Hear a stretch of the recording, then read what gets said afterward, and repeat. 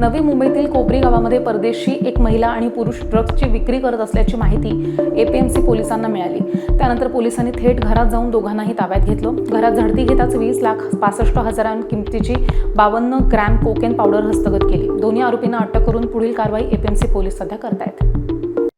दिनांक 7 मार्च 2025 रोजी APMC police ठाण्याचं पथक पोलीस निरीक्षक महेश मांडवे, सहाय्यक पोलीस निरीक्षक शिवूरकर, त्याचप्रमाणे पोलीस उपनिरीक्षक महाडिक, पोलीस उपनिरीक्षक प्रणिता भाकरे व त्यांचं पथक हे कोपरी भागामध्ये गस्त करत असताना त्यांना आफ्रिकन वंशाचे 2 नागरिक, एक पुरुष आणि एक महिला हे संशयास्पदरित्या तिथे आढळले। त्या पथकाने आमच्या त्या आफ्रिकन नॅशनलचा पाठलाग केला आणि त्यांच्याकडे संशय आल्याने पंचांना पाचारण करून त्यांची झडती घेतली असता त्यांच्या ताब्यामध्ये 51 ग्रॅम कोकेन, ज्याची आंतरराष्ट्रीय बाजारात सुमारे 20,65,000 एवढी किंमत आहे, ते त्यांच्या ताब्यात मिळून आलं।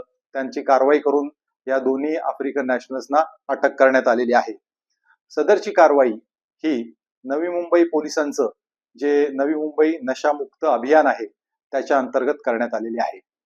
या मोहिमेकरता आमचे पोलीस आयुक्त जे श्री मिलिंद भारांबे साहेब, त्याचप्रमाणे सहपोलीस आयुक्त श्री संजय येनपुरे साहेब यांनी या मोहिमेवरती विशेष लक्ष घातलेलं आहे। त्याचप्रमाणे ही जी कारवाई आहे ते आमचे झोन 1 चे डीसीपी माननीय पंकज डहाणे साहेब, त्याचप्रमाणे वाशी विभागाचे जे एसीपी जे आदिनाथ बुधवंत साहेब यांच्या मार्गदर्शनाखाली करण्यात आलेली आहे।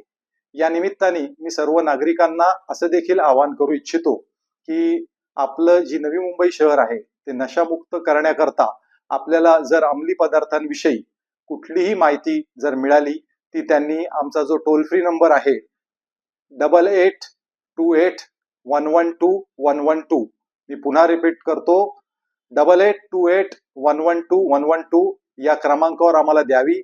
जी कोणी माहिती देईल व्यक्ती, त्याचं नाव हे गुप्त ठेवण्यात येईल, त्या बाबतीत गोपनीयता ठेवली जाईल।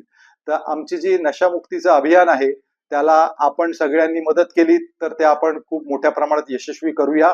जय हिंद, जय महाराष्ट्र।